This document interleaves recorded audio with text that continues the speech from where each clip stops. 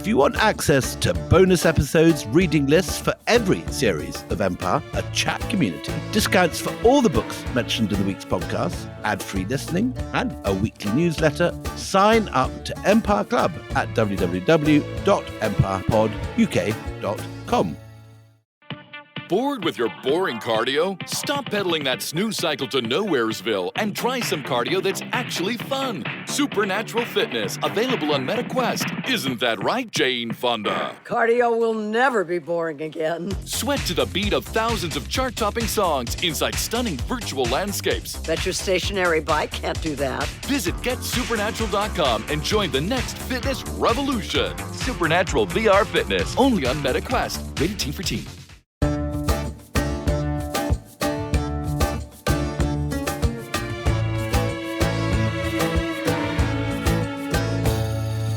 Hello and welcome to Empire with me, Anita Anand. And me, William Dalrymple. And in the last episode, we ended on a cliffhanger.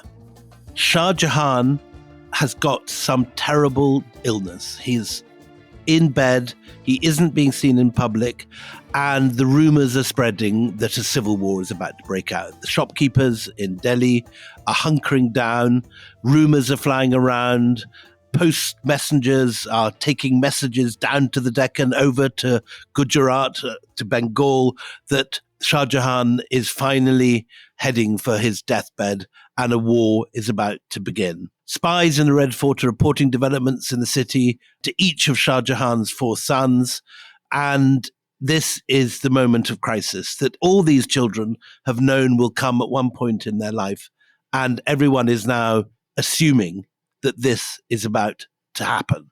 The big succession struggle, the big war, the civil war between the different brothers is about to break out. Who, Supriya Gandhi, makes the first move? Well, I think they all spring into action. Again, this is sort of a very complicated time. There's a chronicler who's attached to one of Shah Jahan's sons, Shuja, who's in Bengal, who says that the times are as agitated as these sort of curly, tortuous ringlets of moon-faced beauties. That's quite an image. That is, yes. It's a fairly common image, but it does reflect the times. And Shuja, who's far away in Bengal, takes the opportunity to pronounce himself emperor, and he styles himself by all kinds of titles, including Alexander of the Age. And Alexander is important here, and sort of we're going to get to that in a bit. This is a reference to Alexander the Great, who's remembered in Islamic law as Iskandar, the great conqueror. Absolutely. So Iskandar or Alexander is very, very important in the whole tradition of Persian literature, from Nizami to Amir Khusro and so on. And anyway, so Shuja is the son who's been settled in Bengal for a while. He's had this post as governor. He's away from the imperial center. And he thinks, well, with the news of his father's illness, it's sort of inevitable. Why not stake my claim to succession? It's far away, but Bengal is also very rich at this point, isn't it? It's the center of the textile industry, and it's quite a good place to be based and to make your fortune if you were so minded. It's a very good place. It is very fertile. There's been a lot of settlement of forested land for agriculture, which then, of course, increases the wealth of that particular region, and it has been absorbed into the Mughal state. I feel like we haven't really done justice to poor old Shuja and the other brother, who is going to be quite, they're going to be quite pivotal right now, Shuja and Murad. So, what were they like? We sort of spoke a while ago about the different attitude that Shah Jahan had, both to Dara Shukoh, who he sort of coddles and keeps quite close to him, and micromanaging Aurangzeb, and Aurangzeb developing his own sort of shadow state and never doing anything that's good enough to please his father. Daddy issues. But what about the other two? How do they fit into this family, and what are they like, and what is their relationship with their father like? So one thing that we know about Shuja when he was much younger was that Shuja was actually kind of taken away to be raised by his grandfather Jahangir and Jahangir's wife Nur Jahan. So he spent his early years being raised by them. Where he has the cutest ever picture of a Mughal baby painted of him. It's the greatest Mughal baby painted, that's Shuja looking like the most adorable 6-month-old kid kid you've ever seen. It is a very cute picture. And actually, there are lovely pictures of, a lot of Mughal babies during this Jahangir period, either with Shah Jahan. There's one of Dara Shukoh playing with jewels sitting next to Shah Jahan. And then there's another one in that cot. And then there's another very cute one of Aurangzeb being held by Shah Jahan also. So yes, there are quite a few of them. So Shuja had that, perhaps sort of unusual time, and he was very close to his grandfather. And then later on, he was actually known for his cultural patronage. So he had, like poets and writers produce all kinds of literary works and other kinds of writings in his court. And he had a fair amount of, independence in Bengal. So Shuja was very close to Jahangir and Nur Jahan, having been raised by them. And then, of course, he's close in age to Dara Shukoh. He's the second eldest son. He has spent a long time in this position in Bengal, enough to really get comfortable there, have his own little court, have a fair amount of independence from his father. He still, of course, has to carry out his father's orders, make visits to the imperial court and so on. Just like his father and his siblings, Dara Shukoh and Jahanara, he even pays respects to Mullah Shah, who's, Dara Shukoh's Qadri sort of Sufi spiritual teacher. He has his own Sufis whom he corresponds with. So he's really doing a lot of what Dara Shukoh was doing, except that he's not doing this in the embrace of the imperial court. He's doing it in the province of Bengal. And Murad is the youngest of these surviving sons of Shah Jahan and Mumtaz Mahal. I'm the youngest of four sons. I'm on Murad's. Your team Murad, are you? You're on team Murad. Okay. Yes. Spoiler, not going to go well. Anyway, Karen, what was Murad like? Was he sort of the precocious baby of the family? What was his personality like? So we won't hear as much about Murad, but we do know that Murad, again, was very close to certain spiritual Sufi teachers, and he'd have correspondences with them, and sort of they'd encourage him to do the sorts of things that he wanted to do. But he was, like Shuja, decided to spring into action. So when he heard of his father's illness, he actually put to death one of his officials whom he thought was sympathetic to Dara Shukoh. Oh, really? Just on the suspicion? Okay, right. Gosh. Yes. And then he plunders a fort. He seizes a lot of money, and then he coronates himself as well. And he has a poet, sort of distinguished Iranian sort of literature, write this amazing long narrative poem about it. It ends up being about the War of Succession, but it also talks about how Murad coronated himself, and there was sort of gold and diamonds everywhere. And he's in Gujarat in Western India, and so he is trying to sort of raise money and troops to make his bid for the throne in the West. Shuja is already doing that in the Northeast. So already Dara Shukoh is potentially facing a war on these two fronts. And then Aurangzeb springs into action. Aurangzeb, he actually is a little more reserved. He doesn't sort of go ahead of himself and say, I'm the emperor now. Or have someone write poetry about what a great ruler he is. Yes, and have jewel scattering clouds and sort of flinging gold coins to the crowds and all of that. So he's much cleverer, and he keeps sending Shah Jahan a lot of letters and fruits and grapes and all kinds of things. He wants to find out a little more information. Shah Jahan has been using him as a sort of source of fruit for some time, hasn't he? As a source of fruit, yes. And sometimes, this gives Shah Jahan opportunities to be sort of very dissatisfied with him. The pomegranates aren't good enough. The muskmelons are old and rotten. Yes. And, and what Aurangzeb probably really remembers is that Shah Jahan accused him of pilfering these emperor's special mangoes that were really grown for the emperor. The name was sort of, the emperor's choice. Padshah mangoes. Yes, the Padshah Pasand. And of course, he retorts or reiterates that he had nothing to do with the loss of that delivery, but something that annoys Shah Jahan. I mean, this sort of banana and mango diplomacy is absolutely astonishing. That this could drive a wedge between two people. I find that often at home here, actually. My boys often eat my favourite mangoes before I get a chance to eat it. And it is a cause of conflict in our household. Thoroughly excommunicated. Okay. You say that he bides his time, but is he doing things secretly on the down low? Because from what you've painted a picture of Aurangzeb, he's smart.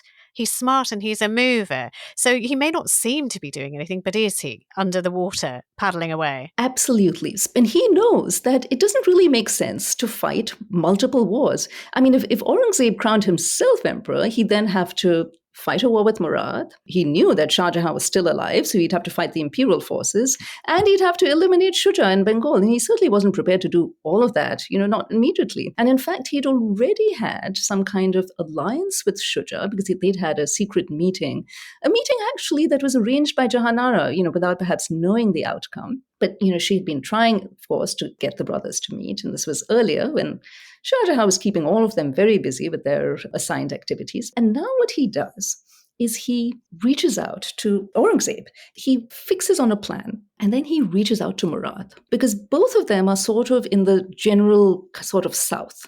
So they could possibly team up, they could pool their forces, and then they could march on Agra if they got there, and then face the imperial army together. So he puts his hand impression and his signature on this letter to prove that it's authentic. And he suggests to Murad that, maybe we can pool forces. And, maybe if we can decide that our friends will be our friends and our enemies will be our joint enemies. And then if we were to succeed, Murad would get all of the western territories of the empire. Now, this may seem unusual, but it actually wasn't completely impossible. And this is because the way the Mughals operated, had a variety of influences. But there also was an earlier Central Asian tradition of kind of shared kingship or a sort of joint rulership. So it wasn't, something that was completely out of the blue. And Murad goes for it. He bites the carrot. And Murad goes for it. Do you think Aurangzeb means it? Do you think he means it, or he doesn't mean it at all? Not at all, as we will see. No, it's yeah. We'll have to wait and see. But the fact is, he's doing that at the same time, playing nice with Murad, saying, yeah, we'll share. Sharing is caring, brother. We'll do it fine. But he's also, isn't he making moves to try and recruit some people who were once loyal to Dara Shukoh as well? I mean, he's on maneuvers, big time. He's trying to charm the Rajasthanis, isn't he, in particular? So he's trying to charm the Rajputs, and he's been on the Rajput charm offensive for a while. He's been sending them like beautiful diamonds and sort of nice gifts and all of that. Because being in the Deccan, he has access to the diamond mines, of course. Yeah. He has access to the diamonds, yes, of course. That's a handy little gift to be able to hand out.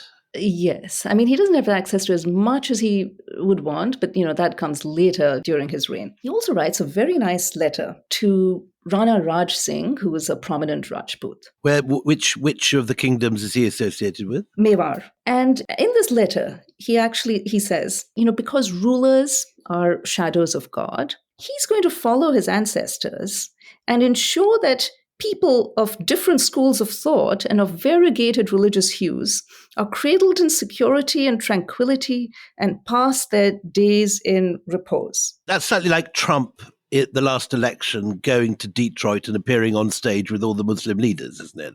It's the very opposite of what he's actually going to do. Trump's case was more ironic and insincere, I think. Aurangzeb has actually had very good relationships with Rajputs throughout. It's not as though, he's knocked down a few temples in Gujarat, hasn't he, as a young man? And he knocked down a temple that was connected to a prominent Jain merchant called Shantidas, who had, good relations with the Mughal court. The interesting thing is, eventually the temple was rebuilt.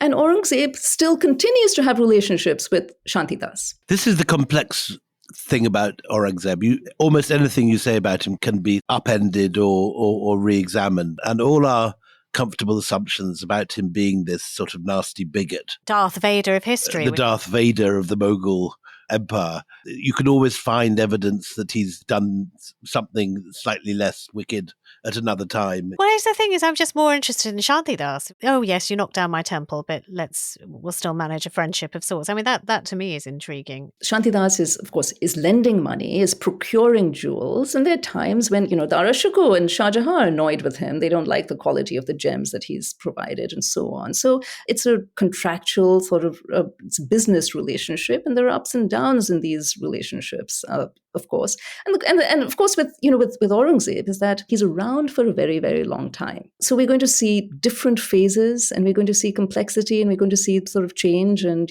sort of evolution in all of these phases. But Supriya, I mean, very bluntly, you don't buy the idea of Aurangzeb, which is, I suppose, very common in India today, that he is this fire-breathing bigot who goes around destroying temples and hates Hindus. So Aurangzeb does destroy temples. Shah Jahan has also destroyed temples. Shah Jahan destroyed a lot of unfinished temples that weren't, sort of quite built yet in Benares soon after he comes to power. And he's doing this because it, shows the Rajputs, many of whom had influence in Benares and had ties to Benares and patronized temples there and so on. It shows them that he's the leader. It's a way of asserting authority. It's not a permanent feature of his rule, but it was certainly an action of his early on. So, Aurangzeb certainly wasn't sort of unique in destroying temples. Certainly destroying temples wasn't the only thing he did. He also had relationships with, a whole variety of Hindu religious figures. This crucially is seen at this point when it isn't what you'd expect. You don't see all the Hindus supporting Dara Shukoh and all the fundo sort of beardy mullahs supporting Aurangzeb. In actual fact, as many Hindus support Aurangzeb as Dara. Yes. So again, this is something that's in flux. At this point, when War of Succession hasn't begun yet, it's looming and each side is sort of gearing up. He's trying to get Rana Raj Singh on his side. He has been cultivating another really important Rajput who's actually currently with Dara right now and with sort of Dara's son right now. Aurangzeb has been cultivating ties with him also for a long time. And Jai Singh has a little bit of a falling out with Dara Shukoh. Dara Shukoh is getting his son married to a Rajput as well. So they're all trying to cultivate the Rajputs. So all of this is like a whirlpool of preparation. Who makes the first move and when does it all kick off? Aurangzeb and Murad pool their armies and they go to this place in central India. And actually, they're facing a Rajput at this point. They're facing Jaswant Singh, who is from what we would call the Jodhpur Maharaja family. And he is, again, representing the imperial army. He's Team Dara Shukoh, right. He's representing sort of Shah Jahan and Dara Shukoh. He's Team Dara. And there's another general, Qasim Khan, who's kind of also Team Dara and Team Shah Jahan. And they're trying to monitor because there's only a few crossing places, aren't there? And you have to cross these rivers. And so armies can wait at the fords. At the crossing and wait and just cut people down as they try and cross. So what happens then, Supriya? Where does the imperial army go? So Murad and Aurangzeb actually make quick work of them. They send them off. They send them packing. There's a battle. Yes, it's a battle. And Murad is jubilant. And he actually writes to his Sufi teacher because he's in touch with him. He's getting his spiritual guidance, just as Dara Shukoh was getting the spiritual guidance of his own Sufi teacher, Mullah Shah, when he was sort of going into battle and all of that. And this is when Jahanara tries to step in. And she gets a letter delivered to Aurangzeb. And in this letter, of course, she talks about the importance of filial duty, that you shouldn't go against your father. It's a horrible thing. It's against religion to do that. And then your elder brother, too, she says, is like your father, and you shouldn't go against him either. This wasn't the first rebellion, but it was certainly, we see now a concerted effort, that is being led by Aurangzeb against his father and brother. Can I revisit somebody who we've taken our eye off? Because the last time we saw him, he was in bed, in pain, in agony, not feeling very well at all. And that was, Shah Jahan. Sort of rumours of his demise are very premature. Does he rally and wake up and amidst this turmoil? Where is he while all this is going on? So he does rally, and he's very dependent on Jahanara and on Dara Shukoh. I think he's in a weakened, enfeebled state. But he's alert to this. He can see what his other children are doing, and he can't like it one little bit. No. And, of course, he had rebelled against his father, and now he has, 3 of his children rebelling against him. Do we have any sort of first-person accounts of what he threatens his wayward children who are threatening him? What does he say about them? What does he want to do to them? Because, as you say, he's done it before. So I wonder whether that teaches him a little bit of, if I speak softly or if I just tell them to snap into line, I can learn from what was done to me, and maybe this can go a different way. Well, I think he actually tries to reconcile. No doubt Jahanara is writing with his blessings. and trying to get Aurangzeb to change his mind. They're focusing on Aurangzeb at this point. And is there a sense of panic in the Red Fort as Shah Jahan and Dara are sitting and these two armies are coming up the spine of India, moving ever further northwards, threatening now Agra? Absolutely, because, again, the imperial army has been defeated. You have Murad and Aurangzeb swiftly moving. And that's why they're not sort of issuing a threat at first. They are actually asking for a kind of reconciliation and sort of persuasion. And they're saying that, it's the holy month of Ramzan that's coming up, and you shouldn't spill like the blood of other Muslims during this time. And why not just pause and, write down your grievances, and then maybe we'll see how to address them and how to help you. We're about to head into a break, but we have now Aurangzeb has got into Madhya Pradesh. He's with his brother Murad. The two hostile armies have united. They have managed to cross the various rivers blocking their path. They've defeated the imperial army, and panic is growing in Agra. Dara Shukoh is about to leave the Red Fort and face his brothers in battle. More after the break. Bored with your boring cardio? Stop pedaling that snooze cycle to Nowheresville and try some cardio that's actually fun. Supernatural fitness, available on MetaQuest. Isn't that right, Jane Fonda? Cardio will never be boring again. Sweat to the beat of thousands of chart-topping songs inside stunning virtual landscapes. Bet your stationary bike can't do that. Visit GetSupernatural.com and join the next fitness revolution. Supernatural VR Fitness, only on MetaQuest. Rated Teen for Teen.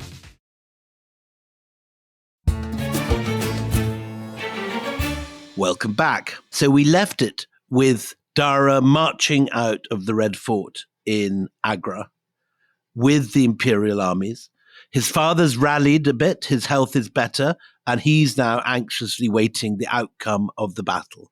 And Dara lines up his troops quite near Agra, isn't it, Supriya? Where is Samugarh, this famous battle? Samugarh is this area that's quite near Agra, where Dara Shukoh and Shah Jahan are based. And actually, I must add that there's also action in Bengal. But one of the people who's actually helping Dara's young son, Suleiman Shukoh, to sort of lead the armies there is another Rajput, Mirza Raja Jai Singh. And Jai Singh is waiting to see what's going to happen. He's sort of stalling a little bit. So we have the ambivalent, vacillating Jai Singh trying to handle Shuja in Bengal.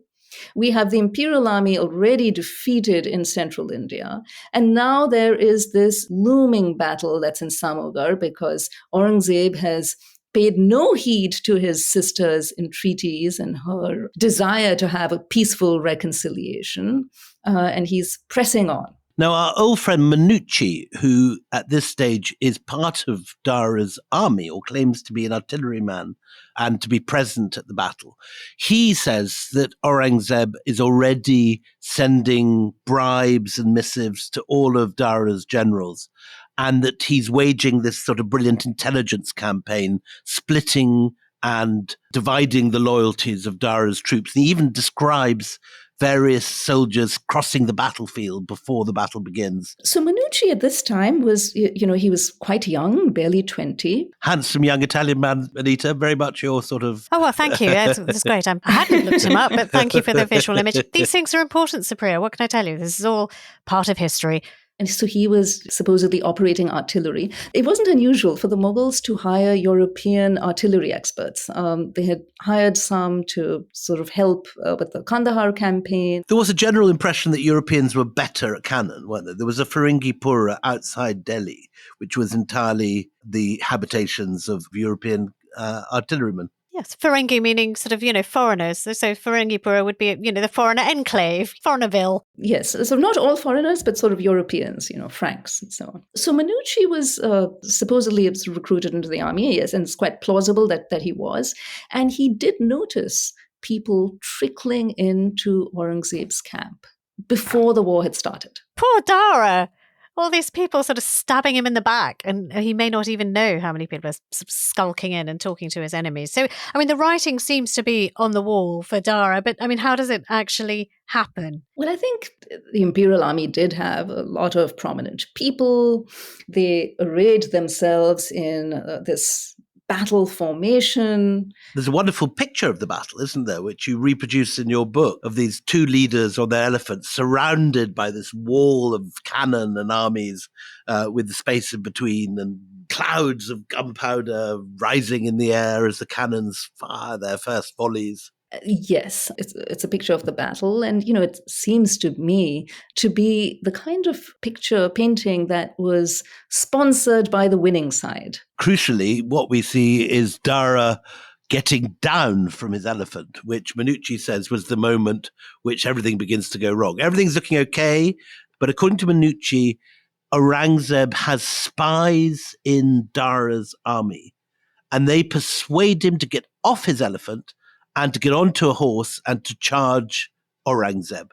And that this is actually a treachery. This is a clever ruse that Aurangzeb Yes, has. as long as he's on his elephant, he's seen as being in control. He's visible. But, by mere fact of tricking him and saying, you're less exposed on a horse, they're actually making it look as though he's not in charge anymore. It's dark ops, it's black ops, but it's very effective, isn't it? Yes, they clearly seem to have a plan, because you do have this very impressive army that is sort of, again, arrayed in this splendid formation, and then they start firing, and then they don't actually receive anything in response. And then they try again. And again, there's just this very tepid response. So they're sort of wondering, what is actually going on? And of course, this was a ruse. It was a ruse to kind of play with them psychologically and eventually, of course, destabilize Dara as the leader. I have to say that we've been rude on this podcast and the previous episode about Minucci, and we've questioned his credentials as a harem doctor, but his sort of psychological portrait of the Battle of Samugarh, with Aurangzeb running the dark ops and the clever intelligence operations, reads quite plausibly to me. Do you buy it, Supriya, or are you skeptical? I mean, he does position himself as an eyewitness observer and, as someone who was actually sort of in the battle. So, I mean, it's definitely an interesting perspective. It's not the only perspective, but it's a perspective that one adds to, again, this whole kaleidoscope of other perspectives, because we have people who are supporting Murad and kind of, for whom Murad is sort of the center and, this person who crowned himself emperor. And then we have others who are supporting Shuja. We have then Shah Jahan's historians who then are writing retrospective accounts sort of as things are unfolding before them. So it's a very interesting time, when it comes to like history writing. But in this kaleidoscope, the one picture that is clear is, Dara is not seen, and therefore his troops, the discipline starts ebbing first of all, and then melting, then disintegrating altogether. They can see that the elephant is empty. They think he's been killed or something's gone desperately wrong. Yes. Well, sort of in Minucci's account, it's sort of Khalilullah Khan who is really sort of this, the pivot, the person who is really responsible for getting Dara to dismount for him his elephant and sort of see what's happening, because, why isn't the enemy firing back? He's presented as being in Aurangzeb's pay, that he's acting for Aurangzeb.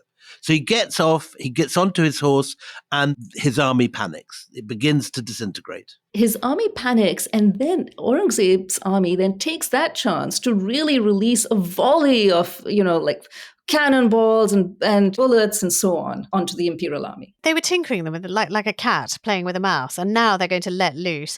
And as a result, everything just fragments on Dara's side, and he's forced to flee, and he flees to Lahore.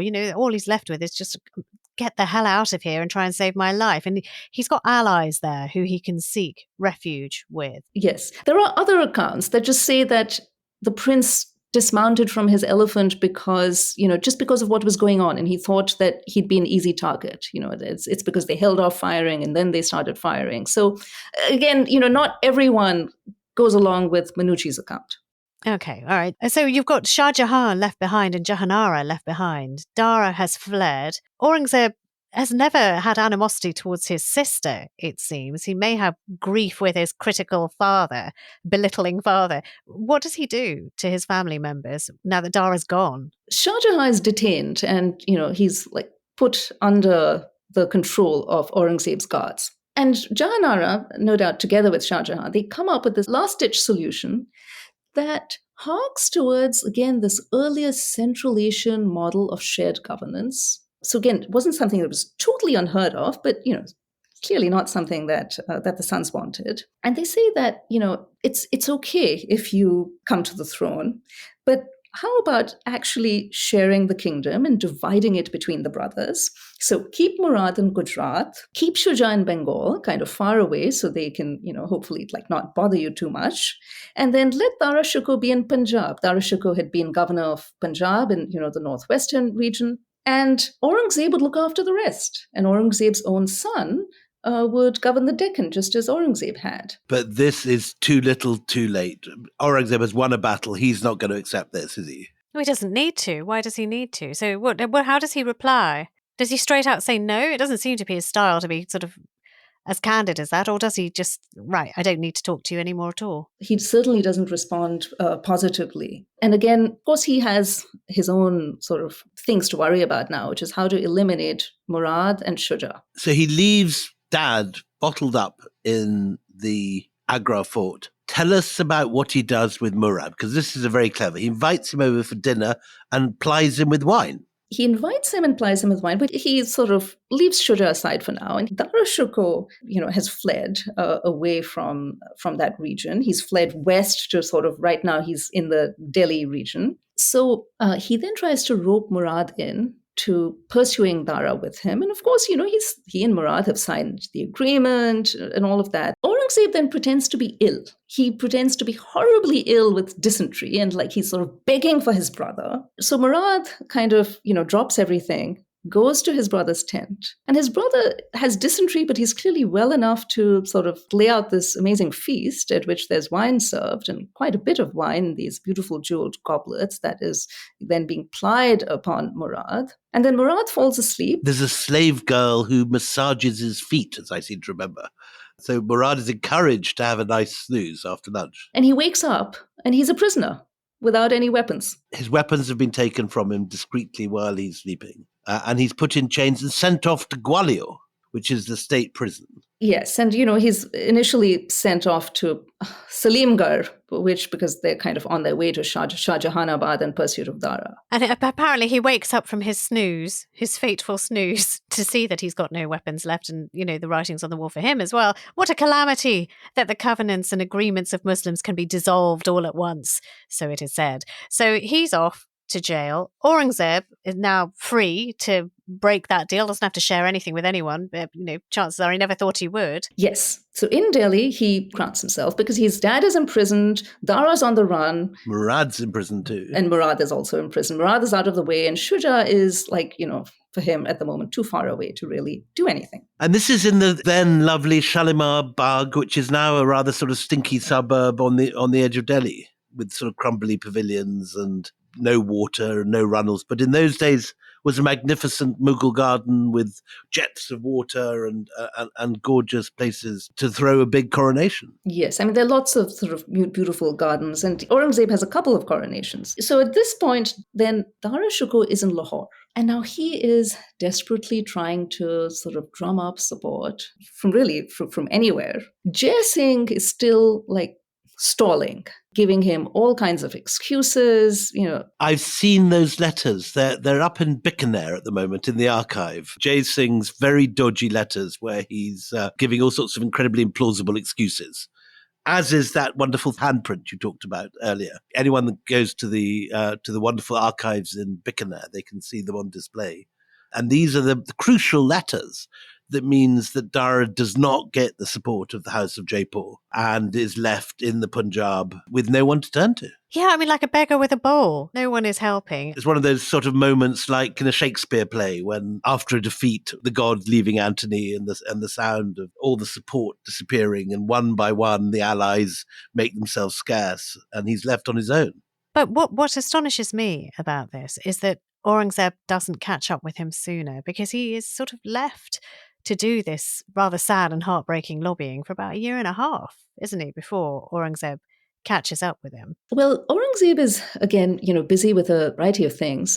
And Dara Shukoh is he's moving to the Punjab where he thinks he can get support. And one important thing, though, is, of course, Dara Shukoh isn't completely bereft. He does have his wife, Nadira. So we haven't talked about her. Nadira is a very important figure for him, isn't she? So Nadira was his cousin, the daughter of his uncle Parvez, and they had this grand and lavish wedding, which is also beautifully illustrated in the Padshahnama. With all those wonderful presents being presented. It's the kind of the Ambani wedding of the 17th century. Maybe more aesthetically appealing. Supriya, that was almost catty, and I applaud it. Okay, so they're the golden couple. Is she pivotal to his thinking and decision making? Does he love her? So many of his forebears have loved their partners. He seems to. Now, again, of course, there wasn't this idea of monogamy that, one might have sort of later in times. But he really does seem to have loved her. We know that, of course, always were together. They traveled together. And in the 1640s, and this happens around the time that Nadira is, perhaps she suffers an illness, she's sort of indisposed for a while, Dara Shukoh gifts her this most magnificent Mughal album of miniature paintings. And it's one of the few Mughal albums that's actually still intact, so it hasn't been sort of disintegrated with each folio being auctioned off separately. And he inscribes it with a note where he actually calls her his most intimate friend. It really is sort of this beautiful glimpse of affection. We do hear rumors of other women in Dara's life. There are some portraits of a woman called Gul Safa. We don't really sort of have too many accounts of, who she was or, sort of anything like that. So again, it seems that there might have been other women in Dara's life, but he and Nadira, were sort of very close. She's one of the people who's standing by him, and she actually tries to help him get support. So they're trying to get the support of a Rajput ruler, another Rajput ruler, who's promising, maybe if you sort of raise the money, I can give you an army. And Nadira actually performs this ritual where she is making the Rajput her foster child so that their bonds would be bonds of kinship. And actually, we haven't talked about this, but foster family, foster kinship was very important for Mughals. It's not only a Mughal practice, it's a Central Asian practice, it's been a Rajput practice, and it's quite sort of common in a variety of areas. It's a way of ensuring that your children have a whole foster family that are linked through ties of milk. So all the children of your wet nurse are going to be your foster brothers and your foster sisters. And it's a way of, noble families furnishing foster kin for their children. You write very specifically, Supriya, something that we haven't seen before in the series, that she sends the Rajput a bowl of water which she's used to wash her breasts with. Is that a common practice? Well, it's a symbolic act. So what's more common is that if you're a noblewoman and you have a child, a newborn, that you would give that infant to some other noblewomen or, important ladies to nurse, and that their children would then be the foster brothers and sisters of your child. And it means that they would support your child no matter what, because they weren't your sort of blood. They were linked through milk. They're not in the line of succession. They're not competitors. So it comes to be really important. And you actually often have, buildings that are made by the foster brother of a Mughal ruler and so on. So the foster kin come to be very important and influential. But it doesn't work, does it? Because the wicked Rajput goes and joins Aurangzeb, despite this breast water. Oh, they just can't catch a break, can they, these two poor things? So it's beginning to go badly wrong. Raja Rajrup, who supposedly is going to join them, actually joins Aurangzeb. Potential allies like Jaswant Singh and Raj Singh stay out of the conflict. They know that Dara is a loser. And so rather like his great-great-grandfather Humayun, he ends up having to flee westwards into the desert, away from the centers. And we had that picture earlier in the series of Humayun having been twice defeated, heading westwards. Now, in Humayun's case, despite nearly running out of food, he meets his future wife on the run and eventually makes it to Persia, where he gets an army But Dara is not so lucky. And instead, he goes to stay with a landowner who has a terrible reputation for treachery, Malik Jivan. Tell us what happens there. Well, I'll just tell you actually about, again, the very sad thing that happens before this. So Dara is being sort of pushed westwards, with these armies that are chasing him. Now, including Mizarata Jai Singh, who had recently been on his side. So sort of everyone is turning on him and they're supporting Aurangzeb. And actually, ironically, by this time, he's gotten to be sort of a little more savvy about, being a soldier and being a general and, how to plan for battle and so on. But it's sort of that experience is a sort of a little bit wasted now because he doesn't have the adequate support. And, with lack of resources, his wife falls gravely ill. According to one report, the grief from the separation of her oldest son, Murad Shukoh, and other endless tribulations. And so they have to find somewhere where they can rest. And the nearest landholder, as bad luck will have it, is a complete two-faced, treacherous bastard, I think bastard is the word I was avoiding using. Malik Jivan. Dara has spared Malik Jivan from execution earlier in his life. And he hopes that Malik Jivan will be grateful. But what happens, Supriya? So as they are approaching, Nadira finally succumbs and she passes away. Agonized and stupefied, out of misery and illness, became veiled by the curtain of God's forgiveness. Tragic. She breathed her last. Dara Shukoh's light-filled eyes clouded over with darkness, and he grew crazed with grief. A tragic moment. So by this point, Dara doesn't really have much fight left in him. So he is, of course, forced to try to get Malik Jivan to shelter him. And, in the end, again, he sort of lures him in. And Dara, by this point, is really alone. Oh, he's broken and sad and alone, and no one will help him. And he's also had to send his late wife's sort of body back for her to be buried, eventually. Next to his Sufi friend in Lahore. Next to his Sufi teacher. So then Malik Jivan, once he has Dara, he quickly sends a message saying, "I've trapped the golden-winged bird." He sends that to Jai Singh. So Jai Singh, who had been his friend, goes in hot pursuit.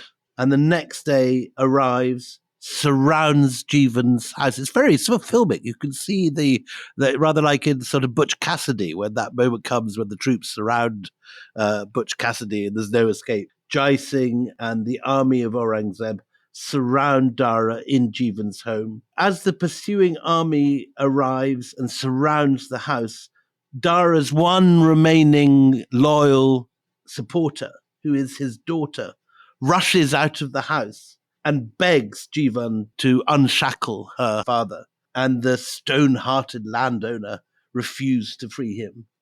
And he's shackled and taken off in prisoner to Delhi, to his terrible brother, to Aurangzeb. And, we actually don't hear anything about his daughter in most accounts, but this is Murad's poet who's writing this sort of very dramatic, poetic account of, the whole War of Succession. And, he clearly isn't an eyewitness, but he sort of makes the daughter into this figure who's begging for her father's life and saying, "I'm ready to become a maidservant, in your home." I'll say what she says. "Bring me with countless gold and jewels into the train of your maidservants in your kitchen. My mother is the daughter of Parvez Shah. My father is Timur's descendant, possessor of glory. But exhibit me to the world in the position of a maidservant, but release the fetters from Dara's legs." And he doesn't. What a bastard. So tell us the terrible fate of Dara. He's brought to Delhi. He's in rags. And he and his younger son, Sipir, they're dressed in rags. They're paraded around, really this is a spectacle that is meant to humiliate them. Our friend Bernier is in the crowd. Yes, your friend Bernier. Did you know your friend, not Sipir's friend, your friend Bernier, one of the dodgy doctors in the court at the moment. But he does write. I mean, he says, he was dressed in dirty cloth of coarsest texture, and his sorry turban was wrapped around with a muffler like that worn by the meanest of people. So this is like utter degradation, a portrait of an imperial fall. On a deliberately filthy elephant, back to front. One thing that we do see a pattern of is that there seems to be a kind of popular support for hapless princes. Understandably, given what's going to happen to them. Yes. So there does seem to be, again, some sympathy for these princes. It wasn't sort of just, well, they deserve their fate, or kind of let's mock them to be in the good graces of the new ruler and so on. And Bernier says that the crowd even stones the horrible Malik Jivan, that people start hurling things at him. And so while it's meant to be a crowd jeering at Dara, in fact, there's a worry on the part of the authorities that they actually might free him. They might free him and stone Malik Jivan. So this actually, ironically, seals his fate, doesn't it? Well, you can't leave him alive. If there's that much sympathy for him in this traduced state, you can't leave him. Not if you're Aurangzeb, not if he has that much sympathy left. And Aurangzeb doesn't, does he, Supriya? He doesn't leave him. Well, we do get, again, in Behishti's account, sort of this reconstruction of what's going through Aurangzeb's mind. And he's very disturbed, by this sort of sedition, against something that is disrupting the harmony that he seeks to achieve by being a strong ruler who's binding the empire together. And he's now painting his brother as a heretic who's embraced infidelity, in other words, has nearly become a Hindu, and he's producing all this propaganda. So that's something that actually isn't entirely clear. There are hints of this. It's not the only narrative. Because remember, Aurangzeb is, he's reaching out to Murad, he's reaching out to all the Rajputs, he's telling the Rajputs that I'm going to follow the example of my illustrious forebears who let people of different religions live in peace, and Aurangzeb is saying this very explicitly. But there are some hints that Dara Shukoh is doing isn't quite right. And of course, Aurangzeb needs some justification. He needs justification especially for the very unpious and unfilial act of overthrowing his father. So, there's a way in which, again, these hints make sense. They don't cohere into a sustained account, So it's not like Aurangzeb is very explicitly fighting this religious war against his brother just because his brother got some Sanskrit text translated. This is an account that gathers coherence later. One thing that's sort of commonly thought is that there was a trial, something that you see in a lot of modern plays on Dara, that, once he's captured, and then there's this trial where he's accused of blasphemy and infidelity and so on, and he, tries to defend himself, and then, of course, he's sentenced to death. And it doesn't quite work that way, but, there is a sense that the sympathy, that the crowd that appears when he is paraded is indeed a source of threat, and this is a threat that must be diffused immediately and swiftly. Okay, so, let's talk about the actual denouement of all of this, which is going to be so horrific. At least, that's what the story tells us, that there comes a point where he says, right, that's enough. He's got to go. And you have nobles who are keen to impress Aurangzeb, who break into these quarters at Dara, the poor beleaguered Dara is being kept, a small garden outside the walls of Shah Jahanabad towards Nizamuddin. And that Dara sees that there is danger coming, and he seizes a kitchen knife. He tries to defend himself, but they overpower him, they throw him to the ground, and they hack off his head in front of his son, which is just appalling. So my question to you, Supriya, because what happens next might inform us of how much Aurangzeb wanted this to happen, but did he order it, or were these people trying to impress Aurangzeb acting on their own? It doesn't feel like they would dare do a thing like this unless Aurangzeb told them to. Yeah, you wouldn't kill an imperial prince without authorization. You wouldn't do that. No. I think it clearly was happening on Aurangzeb's orders. And again, it wasn't the first time that had happened. Shah Jahan had a whole slew of imperial princes killed. Yeah, sort of slaughtered a lot of his family in a similar way, but with deniability and distance. If you have a bit of distance, at least you have some cover for this.